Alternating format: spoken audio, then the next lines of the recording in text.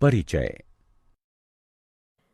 जैसा कि हम पहले से ही जानते हैं कि पौधे वर्ज्य गैसों से प्रकाश संश्लेषण द्वारा और पशु श्वसन द्वारा छुटकारा पाते हैं। हाँ, लेकिन ठोस और तरल वर्ज्य पदार्थ तो अभी भी उनके शरीर में होते हैं। तो हम कह सकते हैं कि वो जैव प्रक्रिया जिसके द्वारा जीव हानिकारक उपापचयी अपशिष्टों से छुटकारा पाते हैं, उत्सर्जन कहलाती है। ये उत्सर्जन अलग अलग जीवों में अलग अलग तरह से होता है। हाँ, एक कोशिकीय जीव इन अपशिष्टों को साधारण विसरण द्वारा शरीर के बाहर स्थित जल में निकाल देते हैं। जैसे अमीबा में ये जैव द्रव्य झिल्ली से होकर होता है, जबकि जटिल बहुकोशिकीय जीवों में उत्सर्जन के लिए कुछ विशेष अंग होते हैं। प्लैटीहेलमिन्थस में उत्सर्जी अंग प्रोटोनेफ्रिडिया या फ्लेम कोशिकाएं होती हैं, जबकि एनालिडा वर्ग के जीवों में ये अंग नेफ्रीडिया होता है। हाँ, और संधिपात जीवों में उत्सर्जी अंग नितंबीय ग्रंथियां जैसे स्पर्श तंतु अथवा हरित ग्रंथि और मैल्पीघी नलिकाएं होती हैं, जबकि मोलस्क में वृक्क होते हैं। ठीक इसी तरह शूलचर्मियों में त्वचा पर उपस्थित पोप्युली उत्सर्जी अंग होते हैं, जबकि यूरोकॉडेट में तंत्रिका ग्रंथि और सिफेलोकॉडेट में प्रोटोनेफ्रीडिया ये कार्य करती हैं। कशेरुकी जीवों में उत्सर्जन के लिए एक जोड़ी वृक्क होता है। तो आओ इस विषय में विस्तार से चर्चा करें।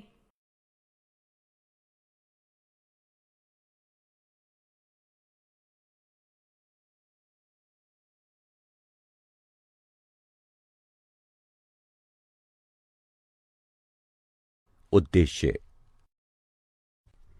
इस पाठ के अंत में आप निम्न करने में सक्षम हो जाएंगे: पशुओं और पौधों में उत्सर्जन को समझना, उत्सर्जन के प्रकारों के बारे में जानना, मानव में उत्सर्जन को समझना, उत्सर्जन संबंधी सभी अंगों के बारे में जानना, फेफड़ों द्वारा होने वाले उत्सर्जन को समझना, त्वचा से होने वाले उत्सर्जन के बारे में जानना, बृहदांत्र से होने वाले उत्सर्जन को समझना,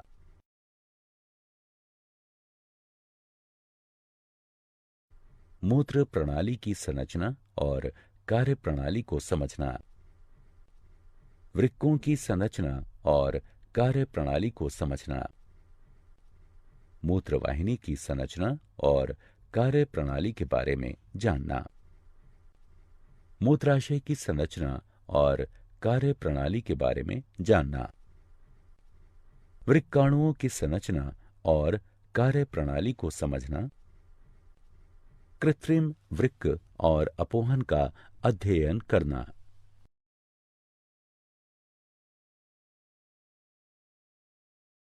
मानव में उत्सर्जन। मानव में प्राथमिक उत्सर्जन तंत्र में एक जोड़ी वृक्क, एक जोड़ी मूत्रवाहिनी, एक मूत्राशय और एक मूत्र मार्ग होता है, जबकि मनुष्य के माध्यमिक उत्सर्जन तंत्र में फेफड़े, त्वचा, बड़ी आंत और यकृत शामिल हैं। फेफड़ों द्वारा उत्सर्जन।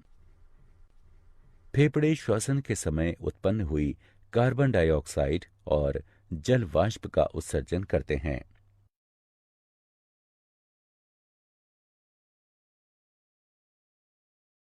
त्वचा द्वारा उत्सर्जन।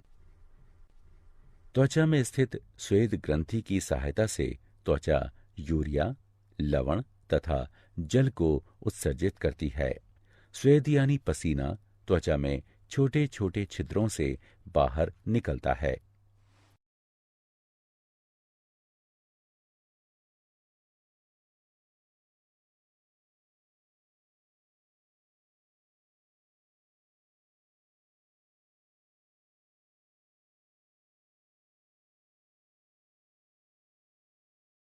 बृहदांत्र द्वारा उत्सर्जन।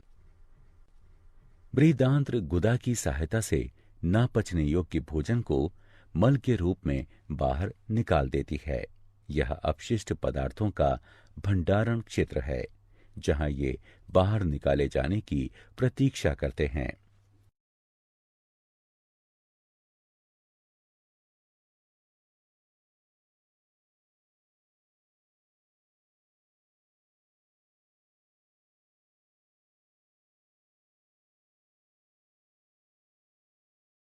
मूत्र उत्सर्जन तंत्र।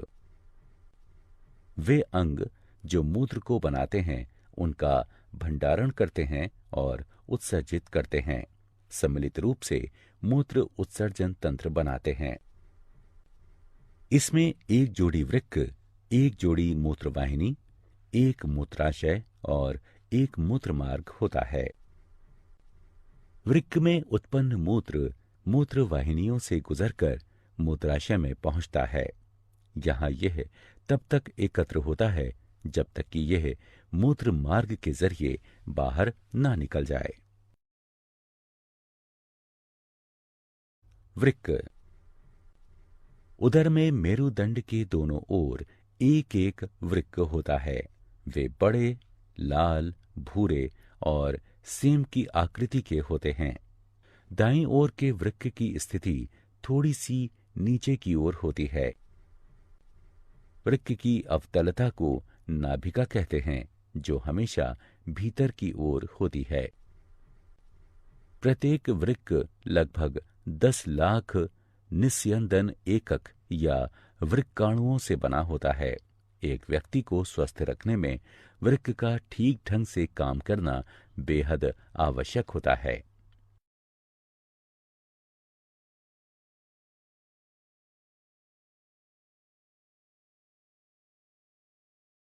वृक्काणु।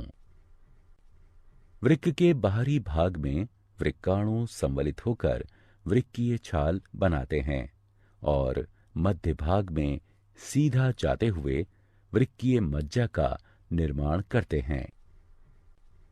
वृक्काणु वृक्क की कार्यात्मक इकाई होते हैं। प्रत्येक वृक्काणु एक लंबी कुंडलित नली जैसी संरचना होता है, जो रुधिर से नाइट्रोजन युक्त अपशिष्टों को छानता है और मूत्र का निर्माण करता है। यूरिया मूत्र में उपस्थित मुख्य नाइट्रोजन युक्त अपशिष्ट होता है। इसलिए मनुष्य एक उत्सर्जक के रूप में यूरियोटेलिक है।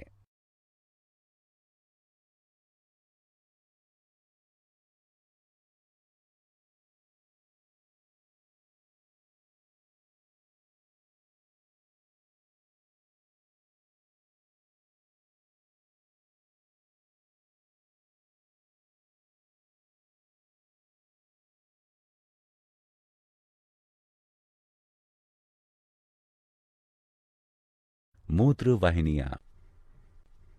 ये लंबी संकरी पतली भित्ति वाली नली जैसी संरचनाएं होती हैं, जो वृक्क की नाभिका से प्रारंभ होकर नीचे की तरफ जाती हुई मूत्राशय से मिलती हैं।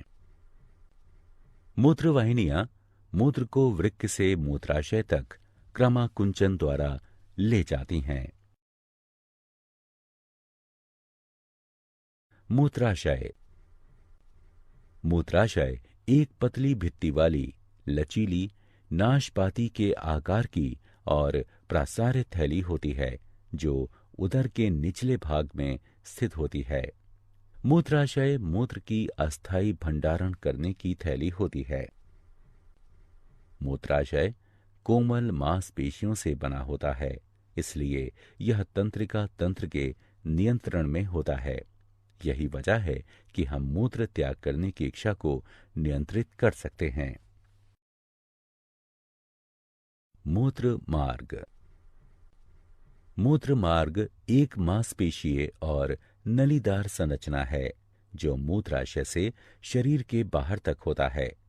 मूत्र मार्ग ही मूत्र को शरीर से बाहर निकालता है।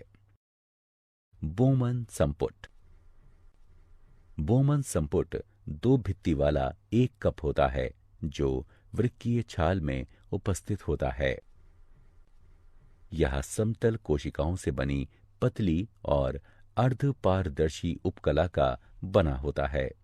बोमन संपुट के विवर में रुधिर कोशिकाओं का एक गुच्छा होता है जिसे ग्लोमेरुलस कहते हैं। यह अभिवाही धमनी के विभाजित होने के फलस्वरूप बनता है।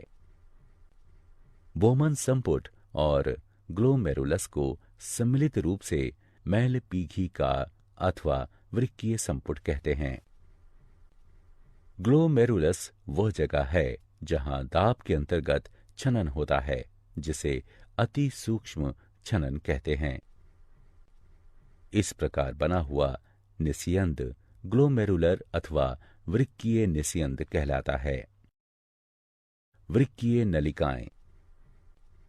वृक्कीय नलिका लंबी और कुंडलित होती है तथा 3 भागों में बटी होती है। निकटस्थ संवलित नलिका, हेनले का लूप, दूरस्थ संवलित नलिका। निकटस्थ संवलित नलिका वृक्क का संवलित भाग होती है तथा वृक्कीय छाल में स्थित होती है। यहाँ वृक्कीय निस्यंद से सोडियम, कैल्शियम, अमीनो अम्ल इत्यादि का चयनित पुनरावशोषण होता है। हेनले का लूप नलिका का यू आकृति का भाग होता है तथा वृक्कीय मज्जा में उपस्थित होता है। यह 2 शाखाओं का बना होता है। अवरोही शाखा यह पतली भित्ति की होती है तथा आरोही शाखा यह मोटी भित्ति की बनी होती है। अवरोही शाखा जल के लिए पारदर्शी होती है, किंतु खनिजों जैसे सोडियम क्लोराइड के लिए अपारदर्शी होती है। आरोही शाखा खनिजों जैसे सोडियम क्लोराइड के लिए तो पारदर्शी होती है, किंतु जल के लिए अपारदर्शी होती है। यहाँ मूत्र की सांद्रता बढ़ती है। दूरस्थ संवलित नलिका वह संवलित भाग है जो वृक्कीय मज्जा में स्थित होता है। यह संग्राही नलिका में खुलता है। वृक्कीय निस्यंद में उपस्थित अधिकतम जल की मात्रा दूरस्थ संवलित नलिका तथा संग्राही नलिका की भित्ति द्वारा पुनरवशोषित हो जाती है।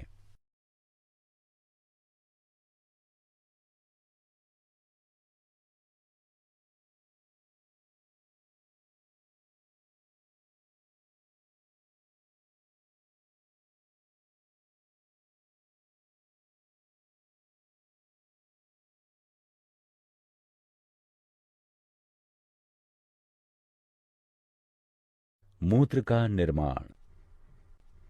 रुधिर से वर्ज्य पदार्थों का छनन करना ही मूत्र निर्माण का उद्देश्य है। ठीक वैसे ही जैसे कार्बन डाइऑक्साइड रुधिर से फेफड़ों में अलग हो जाती है, नाइट्रोजन युक्त वर्ज्य पदार्थ जैसे यूरिया, यूरिक अम्ल रुधिर से वृक्क में अलग होते हैं। इसीलिए इस पर कोई आश्चर्य नहीं होना चाहिए यदि वृक्क का आधारभूत छनन तंत्र फेफड़ों जैसे ही पतली भित्ति वाली रुधिर कोशिकाओं का गुच्छा हो।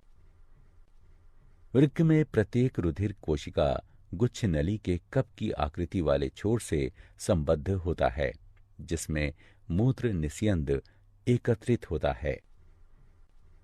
प्रारंभिक निस्यंद में कुछ पदार्थ जैसे ग्लूकोज, अमीनो अम्ल, लवण और जल की बड़ी मात्रा उपस्थित होती है, जो नलिका में मूत्र के आगे बढ़ने पर चयन द्वारा पुनरवशोषित हो जाती है। जल का पुनरवशोषण इस बात पर निर्भर करता है कि शरीर में जल की कितनी अतिरिक्त मात्रा उपस्थित है और उसमें घुले अपशिष्ट पदार्थों की कितनी मात्रा है जिनका उत्सर्जन होना है।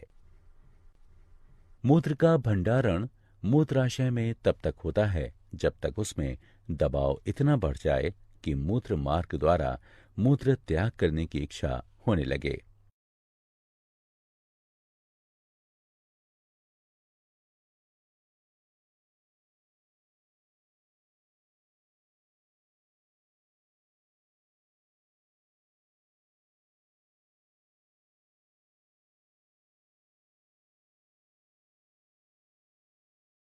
कृत्रिम वृक्क, रुधिर अपोहन। वृक्क जीवित रहने के लिए अनिवार्य अंग है। बहुत से कारक जैसे संक्रमण, चोट अथवा वृक्क में बाधित रुधिर संचार वृक्क की क्रियाशीलता को कम कर देते हैं। इसके कारण शरीर में विषैले वर्ज्य पदार्थ एकत्रित होने लगते हैं, जिसके कारण मृत्यु भी हो सकती है। वृक्क के कार्य बंद कर देने की स्थिति में कृत्रिम वृक्क का उपयोग किया जा सकता है, जो नाइट्रोजन युक्त वर्ज्य पदार्थों को रुधिर से अपोहन द्वारा हटाने का उपकरण है।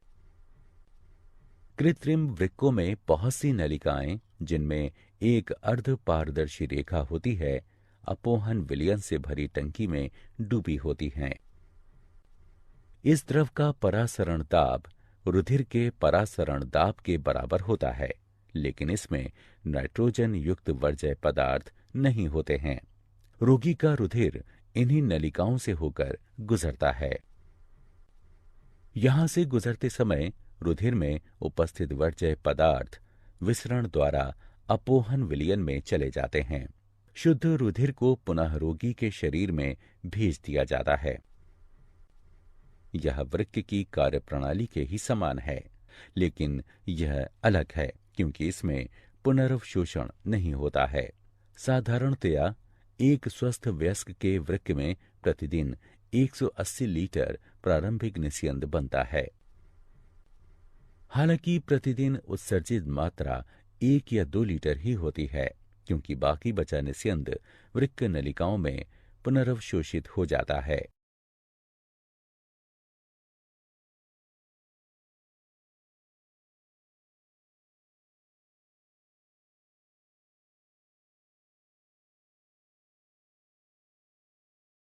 पौधों में उत्सर्जन। पौधों में उत्सर्जन पशुओं से अलग दूसरे ही तरह से होता है। प्रकाश संश्लेषण के समय बनी ऑक्सीजन ही इनमें वर्ज्य पदार्थ होती है। हम पहले ही चर्चा कर चुके हैं कि पौधे कार्बन डाइऑक्साइड और ऑक्सीजन का किस प्रकार नियमन करते हैं। वे वाष्पोत्सर्जन द्वारा जल की अतिरिक्त मात्रा को उत्सर्जित कर देते हैं। दूसरे अपशिष्ट पदार्थ उनके उत्तकों में उपस्थित मृत कोशिकाओं में रहते हैं। पौधों को अपने कुछ भागों जैसे पत्तियों को खोकर ही वर्ज्य पदार्थों से छुटकारा मिलता है। बहुत से अपशिष्ट पदार्थों का भंडारण कोशिकीय रिक्तिकाओं में होता है। वर्ज्य पदार्थ पत्तियों में एकत्रित हो जाते हैं, जो बाद में टूट जाती हैं। दूसरे वर्ज्य पदार्थ जैसे रेजिन और गोंद पुराने जाइलम में एकत्रित होते हैं। पौधे कुछ अपशिष्ट पदार्थों को अपने आसपास की मृदा में भी उत्सर्जित करते हैं। क्या आप जानते हैं, शरीर से मूत्र को बाहर निकालना मिक्चुरेशन है, जिसे साधारणतया मूत्र त्याग करना कहते हैं। मधुमेह में ग्लाइकोजूरिया नाम की शर्करा की मात्रा बढ़ जाती है। एक सामान्य व्यक्ति एक दिन में 1.5 से 1.8 लीटर मूत्र का त्याग करता है। मादा में मूत्रवाहिनी से केवल मूत्र आता है, जबकि नर में मूत्र और शुक्राणु दोनों, इसलिए नर में इसे मूत्र जनन नलिका कहते हैं।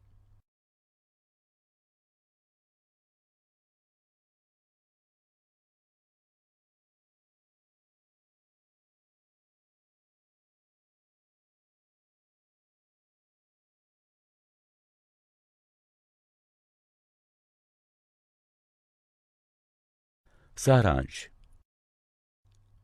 आइए हमने जो कुछ सीखा है उसे संक्षेप में दोहराएं। उत्सर्जन में नाइट्रोजन युक्त वर्ज्य पदार्थों को बाहर निकाला जाता है, जबकि ऑस्मो रेगुलेशन में शरीर द्रव में जल की मात्रा को नियंत्रित किया जाता है। अलग अलग पशुओं में अलग अलग उत्सर्जी अंग होते हैं, जबकि निम्न स्तरीय जीवों में शरीर की त्वचा से ही उत्सर्जन होता है। मनुष्य का उत्सर्जन तंत्र वृक्क मूत्रवाहिनियों, मूत्राशय और मूत्र मार्ग से मिलकर बना होता है। वृक्क में उत्सर्जी इकाइयां होती हैं जिन्हें वृक्काणु कहते हैं। प्रत्येक वृक्काणु बोमन संपुट और वृक्कीय नलिका से मिलकर बना होता है। बोमन संपुट में ग्लोमेरुलस होता है जिसमें अति सूक्ष्म छनन होता है, जबकि वृक्कीय नलिकाओं में चयनित पुनरवशोषण होता है। रुधिर अपोहन उस व्यक्ति के रुधिर से नाइट्रोजन युक्त वर्ज्य पदार्थों को कृत्रिम वृक्क की सहायता से निकालने की क्रिया है जिसका वृक्क खराब हो चुका हो। पौधों में ऑक्सीजन और अतिरिक्त जल रंध्रों द्वारा बाहर निकल जाता है।